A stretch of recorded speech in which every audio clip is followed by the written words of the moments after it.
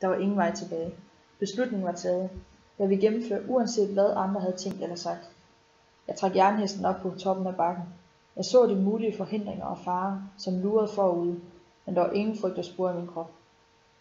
Jeg vendte styret på min cykel, så den fremstod som den vildeste racercykel, som jeg havde set Bjarne Riis køre på i turen. Jeg satte mig op på cyklen og begyndte at træde pedalerne. Bedst som jeg følte, at jeg fløj gennem landskabet, ned ad bakken og forbi hønsegården, satte kablerne fra håndbremsen sig fast. Jeg væltede ind i hønsegården og slog hovedet ned i en kampesten.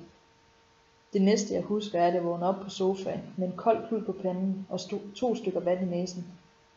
Jeg så min bedstes blik og mærkede, at hun tænkte, ikke nu igen. Men i hendes blik og hendes smil var der en varme, som sagde, jeg elsker dig lige præcis som du er, og jeg vil altid hjælpe dig på benene, når du engang imellem snubler. Jeg tænker tit tilbage på min Bjarne Riis episode, og cykler stadig rundt med styret omvendt ned ad diverse bakketoppe.